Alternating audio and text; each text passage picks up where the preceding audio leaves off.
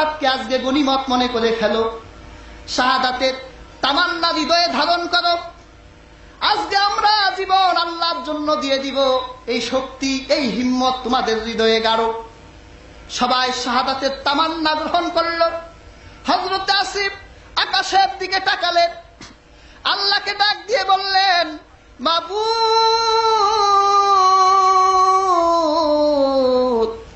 আজকে আমরা প্রতারণার শিকার হয়ে গেছি, আমাদের শাহাদাতের খবর আমাদের দয়াল নবীজির কানে পৌঁছে দিও।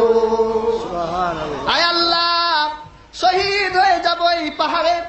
আমি শুনেছি একজন মহিলা আমার মাথা মগজ বের করে সেই মগজের মধ্যে মদ মিশিয়ে সুরাহা পান করবে। আয় আল্লাহ তাআলা, আমি তোমার কাছে দোয়া করি, তুমি আল্লাহ তোমার দায়িত্বে আমার দেহটাকে আল্লাহ তুমি হেফাজত করবা। পুরো কুত্তার হাতে আমার দেহটা আল্লাহ তুমি দিও না। এবার বিষাক্ত তীরগুলো পাহাড়ের উপর আসতে লাগলো। مولاي صل وسلم دائما ابدا على حبيبك خير। তারা যুদ্ধের প্রস্তুতি নেয়। আল্লাহর হাবিব রাসূলুল্লাহ যখন মক্কা থেকে মদিনাতে হিজরত করলেন, আমার দয়াল নবীজি দ্বীন ইসলামকে যখন তাদের সামনে উপস্থাপন করলেন, আল্লাহর হাবিবের দ্বীনের সুশীতল ছায়ার মধ্যে মক্কার এই বড় দুইটা গোষ্ঠী ইসলাম গ্রহণ করে তারা সবাই ভাই ভাই হয়ে গেল। 120 বছরের দ্বন্দ্বের অবসান ঘটল। আল্লাহ দ্বীন ইসলাম তাদের শত্রুতাকে ভুলিয়ে দিয়ে তাদেরকে ভাই বানিয়ে দিলেন। আল্লাহর হাবিব সাল্লাল্লাহু আলাইহি সাল্লামের কদম মোবারকে তারা সময় দিতে লাগলেন। এভাবে আউস খাজরাজের দুই গোষ্ঠীর লোকেরা সোনার মানুষ হয়ে গেল।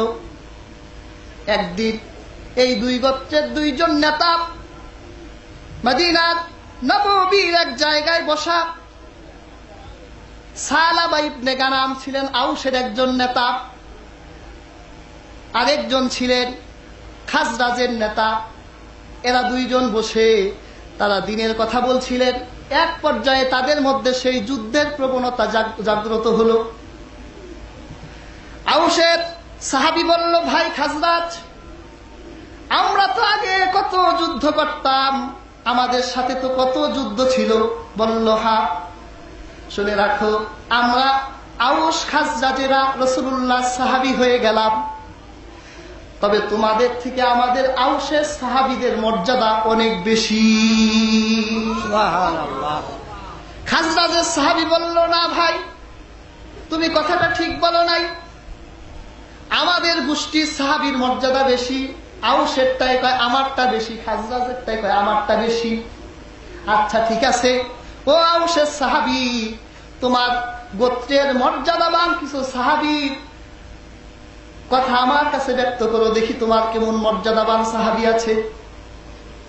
আউসের সালাবা ইবনে গানাম বলল, শোনো, আমাদের গোত্রে খুজাইমা বিন সাবিতের মতো সাহাবী আছে, যার ব্যাপারে আমার দয়াল নবীজি বলেছেন, তিনি একা সাক্ষী দিলে তার একা সাক্ষী দুইজন সাক্ষীর সমান। সুবহানাল্লাহ। একা সাক্ষী কয়জনের সমান? দুইজন। সাক্ষীর গুরুত্ব তো আমাদের সমাজে নাই। ইসলামের বিচার ব্যবস্থাতে আল্লাহ রাব্বুল আলামিন সাক্ষীর গুরুত্ব সবচাইতে বেশি দিয়েছেন।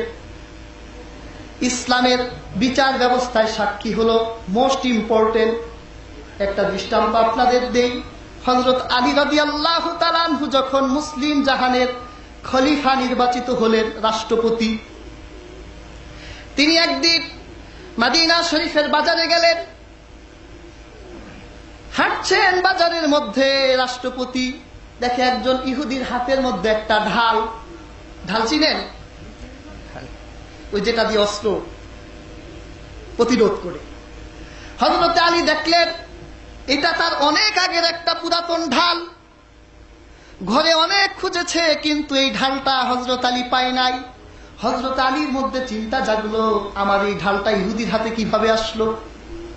হযরত আলী ইহুদির কাছে গিয়ে বললেন, ও ইহুদি, তোমার এই হাতের ঢালটা তো আমার মনে হয় তুমি ঢাল কোথায় পেয়েছ?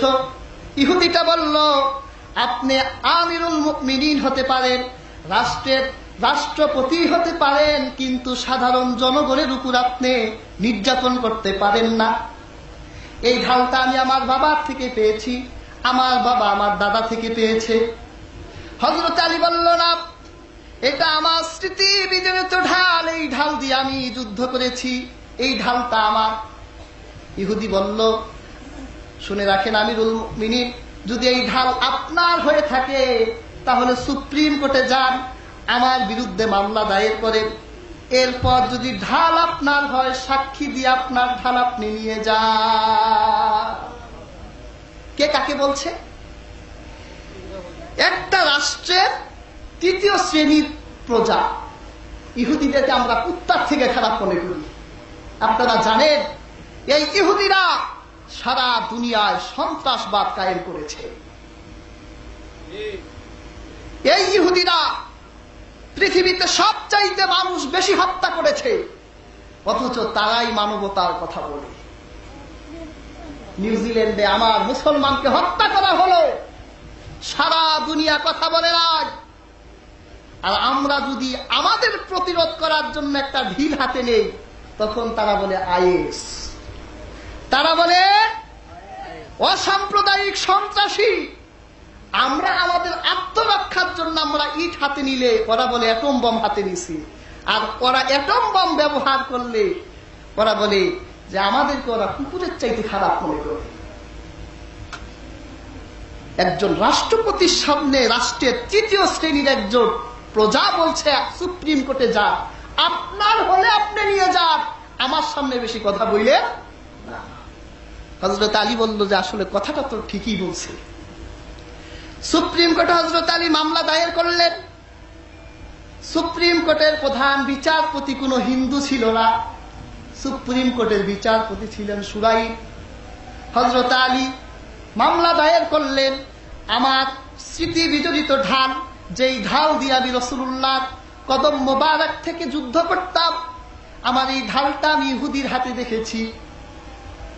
বিচারপতি তাকে আনলেন, ঢাল আনালেন, হযরত আলীকে বললেন আপনি বাদী, আর যার বিরুদ্ধে মামলা করছেন তিনি কি? বিবাদী। বলল আপনি যেহেতু বাদী, আপনি সাক্ষী আনেন। হযরত আলী রাদিয়াল্লাহু তাআলা আনহু দুইজন সাক্ষী আনলেন। বিচারপতি শুরাইব বললেন আপনার সাক্ষীদের পরিচয়টা আমার কাছে দিতে বলেন। একজনকে প্রশ্ন করা হলো তোমার নাম কি? বলল আমার নাম হাসান। তোমার বাবার নাম কি? বলল আলী। শুরাইব বলল ও মহামান্য রাষ্ট্রপতি আমিরুল মুমিনিন, হযরত হাসানকে আমি সাক্ষী থেকে বাতিল করে দিলাম। সুবহানাল্লাহ। আমিরুল মুমিনিন বলল রে বিচারপতি, তোর কলিজার মধ্যে কি আল্লাহর ভয় নাই? তুই কাকে সাক্ষী থেকে বিতাড়িত করছিস? কাকে সাক্ষী থেকে বাতিল করে দিচ্ছিস? যার ব্যাপারে আল্লাহর হাবিব নিজে বলেছেন জান্নাতে সব যুবকদের সাজদার হবে, যাকে আমার দয়াল নবীজি নিজের কলিজা মনে করতেন, তাকে সাক্ষী থেকে বাদ দাও। তোমার কলিজার মধ্যে কি আল্লাহর ভয় নাই? শুরাইব বলল আমিরুল মুমিনিন, আমার কলিজার মধ্যে আল্লাহর ভয় আছে বলেই আমি তাকে সাক্ষী থেকে বাতিল করে দিলাম। হযরত আলী বলল কিসের দৃষ্টিতে তুমি তাকে সাক্ষী থেকে বাতিল করে দিলে? বলল তুমি কি রাসূলুল্লাহর হাদিস শুনো নাই? আল্লাহ রাসূল কি বলে নাই পিতার পক্ষে পুত্রের সাক্ষী চলবে না? তুমি তো পিতা, তোমার সন্তানকে সাক্ষী বানায় এনেছো, এই সাক্ষী রাসূলুল্লাহর নীতির মানদণ্ডে বাতিল। এই জন্য আমি শুরাইব আল্লাহর ভয়ে এই সাক্ষীকে বাতিল করে দিলাম। আমাদের রাষ্ট্রপতির সামনে যদি আমাদের বিচারপতিরা এরকম করত, থাকতো নি এদেশে, লন্ডন পলাইতো, ওইখান থেকে ধরে আনতো, বেটা তো সাহস কম না, আমাদের নীতির বাইরে কথা বলিস। ঠিক কিনা ভাই? এবার তোমার দ্বিতীয় সাক্ষী আনেন আমিরুল মুমিনিন হযরত আলীর দ্বিতীয় সাক্ষী দাঁড়ালেন। নিজের পরিচয় তুলে ধরলেন, আমি হযরত আলীর গোলাম। বলল, হ্যাঁ, গোলামের সাক্ষী চলবে। গোলাম সাক্ষী দিল যে হ্যাঁ, এটা হযরত আলীর ঢাল। বিচারপতি বলল, হে মহামান্য রাষ্ট্রপতি, আপনার কি আর কোনো সাক্ষী নাই? একজন তো পাইলাম। হযরত আলী বলল, আমার তো আর কোনো সাক্ষী নাই। সুরাইব বলল, তাহলে বিচারও আপনার পক্ষে নাই। ঢালটা ধরলেন, ইহুদির হাতে তুলে দিলেন, যাও, তুমি তোমার এই ঢাল নিয়ে তোমার বাড়ি ফিরে যাও। এখন প্রশ্ন হলো, হযরত আলী কি মিথ্যা বলেছেন? সাহাবায়ে কেরাম তো মিথ্যা বলতে পারেন না। সুরাইবও জানতো হযরত আলী মিথ্যা বলে নাই, কিন্তু সাক্ষী না থাকার কারণে হযরত আলী তার ঢালটা পেলেন না। এবার আপনাদের কাছে প্রশ্ন করি, এই জায়গায় যদি খুজাইমা বিন সাবিত দাঁড়াতো আর তিনি একা যদি সাক্ষী দিতেন, তাহলে কয়জনের সমান হতো? 2 জন। জোরে বলেন। আমার কথা বুঝেন না আপনারা? আমি তো আপনাদের বিক্রমপুরা পোলা, আমার কথা না বুঝার কি আছে? হযরত আলী, হযরত খুজাইমা রাদিয়াল্লাহু তাআলা যদি এই জায়গায় সাক্ষী দিতেন, তার একা সাক্ষী কয়জনের সমান হতো? 2 জন। 2 জনের সমান হতো। এখন প্রশ্ন হলো, হযরত খুজাইমা রাদিয়াল্লাহু তাআলা আনহু একা 2 জনের সাক্ষীর মর্যাদা কিভাবে পেলেন? প্রশ্ন আসে কিনা বলেন? বলবনি? আল্লাহর হাবিব একদিন মদিনার বাজারে গেলেন, গিয়ে একজন আরব্য বেদুইন মানুষ একটা ঘোড়া বিক্রি করবে। আল্লাহর হাবিব সেই আরব্য বেদুইনের সাথে ঘোড়াটা কিনলেন, চুক্তি করে যে তুমি আমার বাড়ি যাবে, আমি টাকা আনি নাই, আমার বাড়ি যাবে, আমি তোমাকে টাকা দিব, তুমি আমাকে ঘোড়াটা দিয়ে দিবে। এই চুক্তিতে দয়াল নবীজির সঙ্গে সেই বেদুইনটা আল্লাহর হাবিবের বাড়ির দিকে রওয়ানা হলেন। রাসূলুল্লাহর সামনে, ইহুদি কোথায়? পেছনে। যখন ইহুদি লোকটা ঘোড়া নিয়ে যাচ্ছিলেন, রাস্তার লোকেরা ইহুদি লোকটাকে প্রশ্ন করছিল, সেই বেদুইনটাকে বলছিল, ভাই, আপনার ঘোড়াটা বিক্রি করবেন? বেদুইন বলছে, না, আমার ঘোড়াটা আমি বিক্রি করে দিয়েছি মুহাম্মদুর রাসূলুল্লাহর কাছে। এইভাবে বারবার যখন প্রশ্ন করছিল, আরব বেদুইনটার মনে একটা কৌতূহল জাগলো যে একটু দামাদামি করে দেখি মুহাম্মদের সাথে বেচা কিনা করে হারলাম না জিতলাম। মনের মধ্যে একটু শয়তানি জাগছে। একজন বলল, তোমার এই ঘোড়া বিক্রি করবে? বেদুইনটা বলল, হ্যাঁ, বিক্রি করব। কত বিক্রি করবা? বলল, আপনি বলেন। আল্লাহর হাবিব সাল্লাল্লাহু আলাইহি সাল্লাম যেই দাম দিয়ে কিনেছে, ওই ক্রেতা লোকটা তার থেকে ডবল বলছে। এখন সেই ইহুদির মাথা নষ্ট হয়ে গেছে যে মুহাম্মদের সঙ্গে বেচা কিনা করে হারলাম তো হারলাম, তাও অর্ধেক হারলাম। মুহাম্মদ 100 দিরহাম দিয়ে কিনেছে, আর এই লোকটা 200 দিরহাম দিতে চায়, এটা তো মানা যায় না। যেভাবেই হোক মুহাম্মদের সঙ্গে বেচা কিনা নষ্ট করে এই লোকটার কাছে 200 দিরহাম বিক্রি করে দেই। আল্লাহর হাবিবকে ডাকলেন, ফানাদাল আরাবিয়্যু ফাকালা ইন কুনতা মুবতাআন হাযাল ফারাস। আল্লাহর হাবিবকে ডেকে বলল, মুহাম্মদ, তুমি কি আমার ঘোড়াটা সত্যই নিবা? আল্লাহ রাসূল বলল, নিবই তো আমি, তোমার সাথে আমার চুক্তি হয়েছে, বাড়ি গিয়ে টাকা দিয়ে দিব, তুমি আমাকে ঘোড়া দিয়ে দিবে। ইহুদি বলল, না, তোমার সাথে কখন আমার কথা হলো? এই রকম কথা তো হয় নাই। যদি তোমার কাছে টাকা থাকে এখন দাও, তোমাকে এখন দিয়ে দেই, আর যদি না থাকে তাহলে আমি তোমার কাছে বিক্রি করব না। আল্লাহর হাবিব বলল, না, আমাদের কাছে কথা হয়েছে, তোমার সাথে আমার চুক্তি হয়েছে। এভাবে যখন দয়াল নবীজির সঙ্গে তর্ক করছিল, বাজারের লোকগুলো চারদিকে হাজির হয়ে গেল। বাজারের লোকগুলো বেদুইনটাকে বলছে, ও বেদুইন, ছোটবেলা থেকে মুহাম্মদুর রাসূলুল্লাহকে আমরা দেখি, মুহাম্মদুর রাসূলুল্লাহ তো জীবনে কোনোদিন মিথ্যা কথা বলে নাই। বেদুইনটা বলল, আচ্ছা ঠিক আছে, মিথ্যা বলে নাই। তো মুহাম্মদের সাথে যে বাজারে আমার চুক্তি হয়েছে, মুহাম্মদের সাক্ষী আসেনি? বেদুইন তো জানে যে বাজারে তো কোনো সাক্ষী ছিল না। তো মুহাম্মদের কাছে সাক্ষী যদি থাকে, সাক্ষী দেখ, এমনি দিয়ে দিব। এখন রাসূলুল্লাহ দেখলেন যে আসলে তো সাক্ষী ছিল। এতগুলো মানুষ মানুষের মধ্যে হযরত খুজাইমা বিন সাবিত দাঁড়ানো ছিলেন। তিনি সব কথা শুনলেন। ভিড় ঠেলে রাসূলুল্লাহ সামনে দাঁড়িয়ে বলতে লাগলেন, আমি আল্লাহর নামে কসম করে সাক্ষী দিলাম, বাজারে মুহাম্মদুর রাসূলুল্লাহর সঙ্গে তুমি বেদুইনের চুক্তি হয়েছে। সুবহানাল্লাহ। আল্লাহর হাবিব ধমক দিল, বেটা, আমরা দুজন যখন বেচা কিনা করলাম তুমি কি সেখানে ছিলে নাকি? তুমি সাক্ষী দিতে আইছ?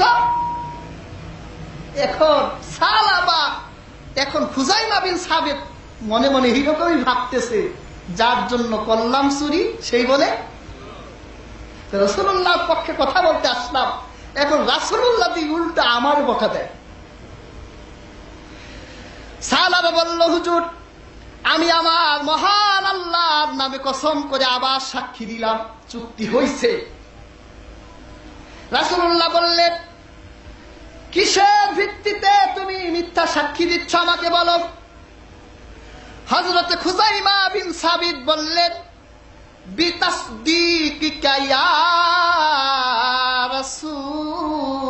রাসূলুল্লাহ, হে আল্লাহ রাসূল, আমি তো আপনাকে দুনিয়ার সর্বশ্রেষ্ঠ সত্যবাদী হিসেবে জানি। সুবহানাল্লাহ। ইয়া রাসূলুল্লাহ, যেদিন আমরা সকালে সূর্যের সামনে মাথা নত করতাম,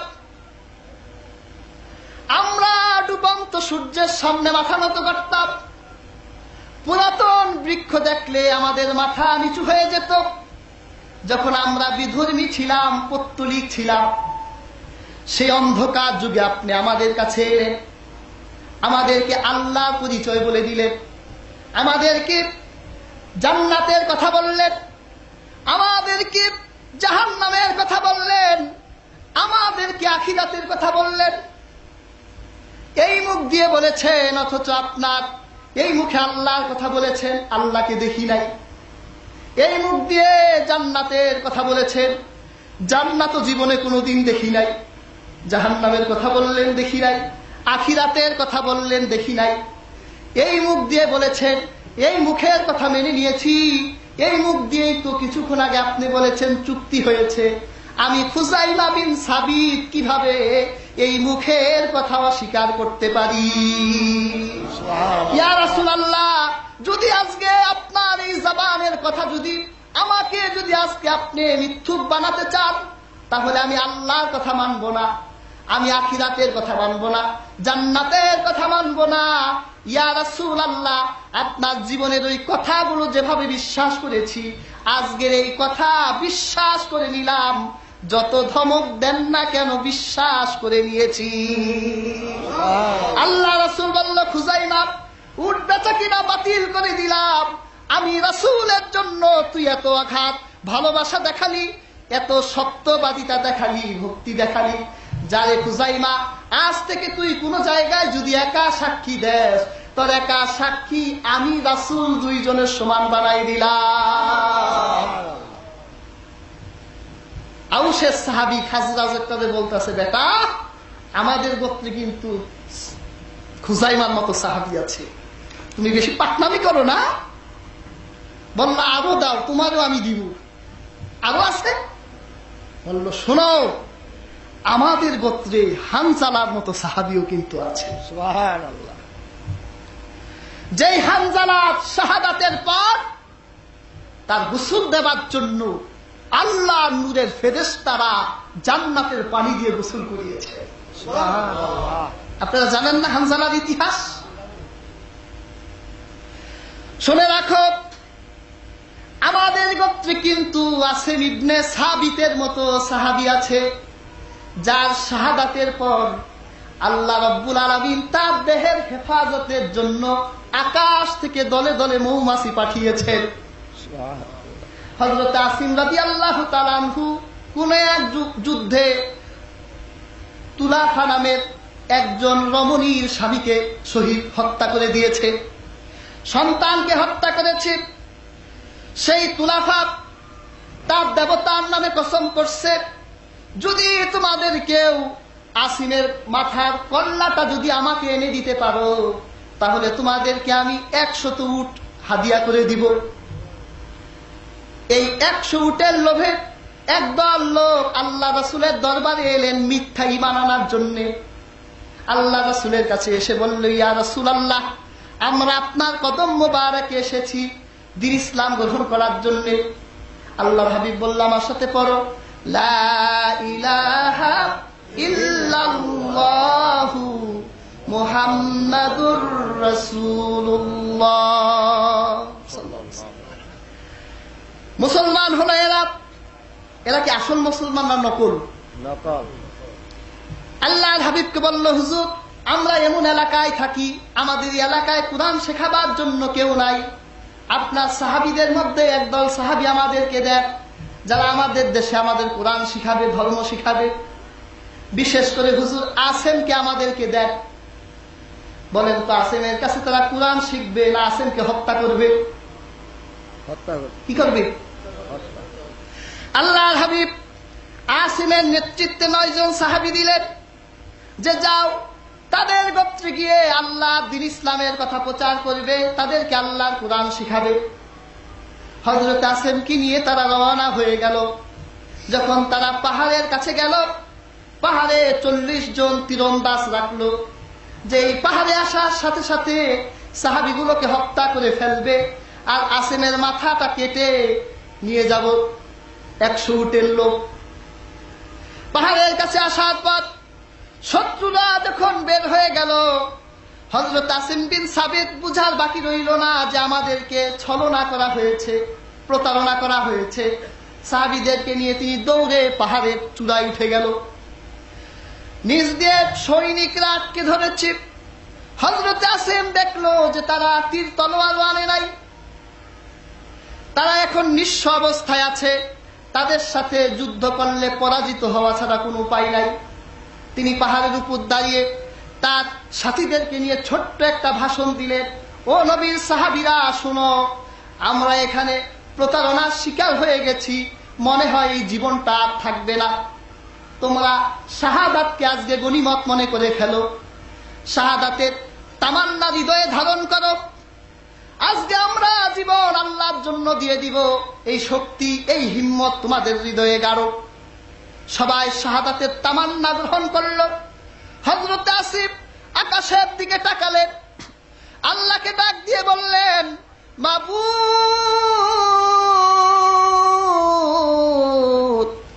আজকে আমরা প্রতারণার শিকার হয়ে গেছি, আমাদের শাহাদাতের খবর আমাদের দয়াল নবীজির কানে পৌঁছে দিও। সুবহানাল্লাহ। আয় আল্লাহ, শহীদ হয়ে যাব এই পাহাড়ে। আমি শুনেছি একজন মহিলা আমার মাথা মগজ বের করে সেই মগজের মধ্যে মদ মিশিয়ে সুরাহা পান করবে। আয় আল্লাহ তাআলা, আমি তোমার কাছে দোয়া করি, তুমি আল্লাহ তোমার দায়িত্বে আমার দেহটাকে আল্লাহ তুমি হেফাজত করবা। পুরো কুত্তার হাতে আমার দেহটা আল্লাহ তুমি দিও না। এবার বিষাক্ত তীরগুলো পাহাড়ের উপর আসতে লাগলো। আল্লাহর হাবিবের সাহাবীগুলো একের পর এক শহীদ হতে লাগলো। হযরত আসিমের বুকে তীর ঢুকে গেল। হযরত আসিম মুহূর্তের মধ্যে শাহাদাত বরণ করলেন।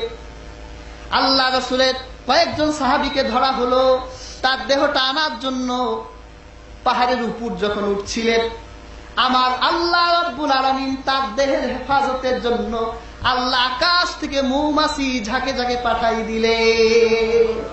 মৌমাছিগুলো এসেই হযরত আসিমের চারদিকে নিরাপত্তা দিয়ে দেওয়া শুরু করলো। তখন কাফেররা ভাবতে লাগলো, মৌমাছির এত বড় চাক এসে গেছে, এখন এই দেহটা কাটতে গেলে আমাদের অবস্থা তো খারাপ হয়ে যাবে। কাজেই রাতের অপেক্ষা করি, রাত যখন নামবে, রজনী যখন গভীর হবে, তারপর তার মাথাটা কেটে নেওয়া যাবে। রাতের অপেক্ষা করতে লাগলো।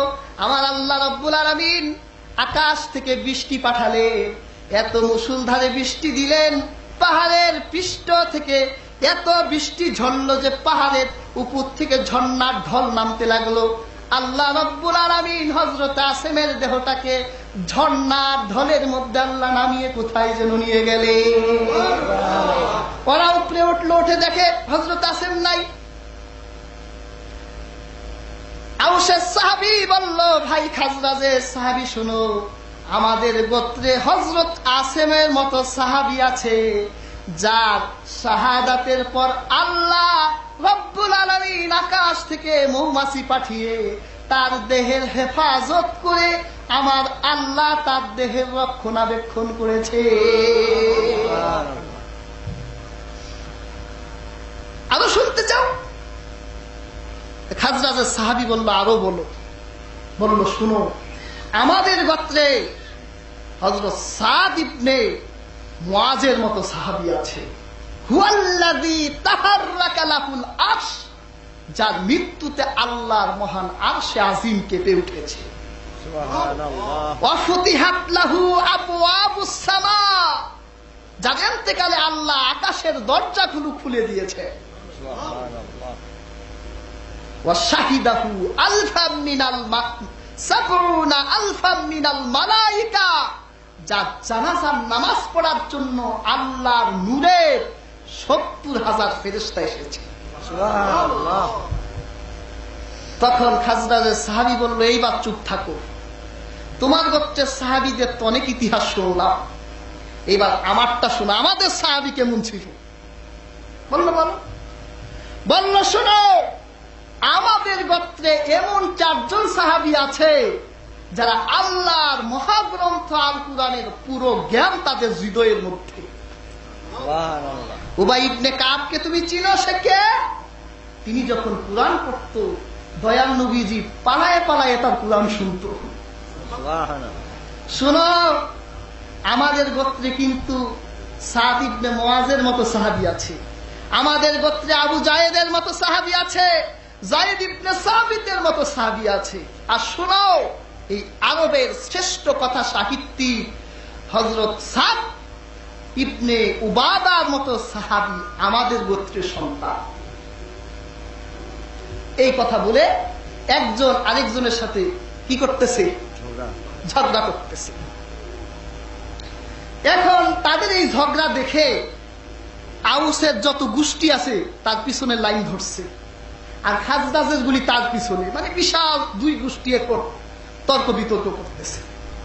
তাদের মধ্যে একজন বলল, দেখো ভাই, কথা বলে তো মীমাংসা হবে না, তো যুদ্ধের মাঠে ফিল্ডে নামও, দেখি কাদের শক্তি বেশি।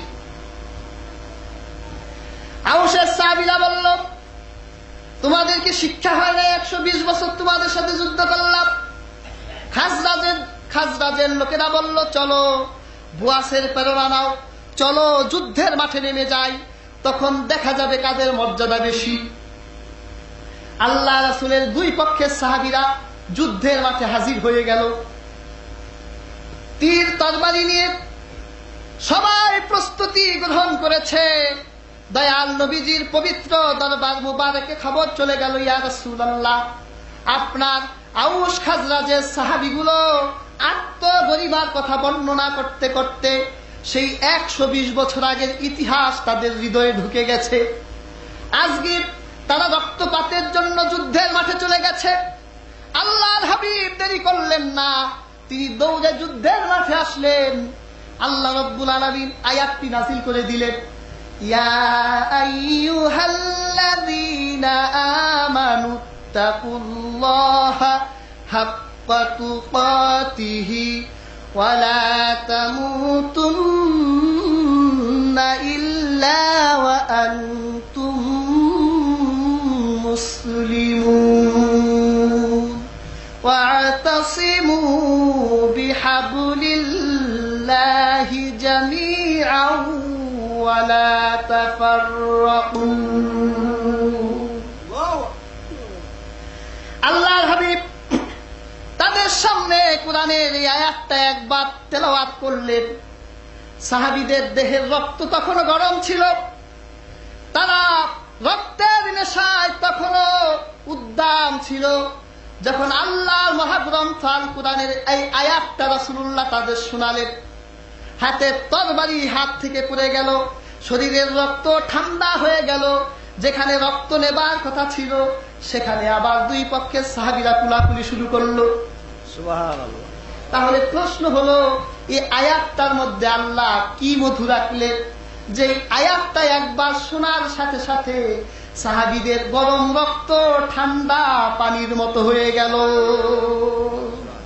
আয়াতটার মধ্যে আল্লাহ কি রাখছে দেখেন, এই যে দুই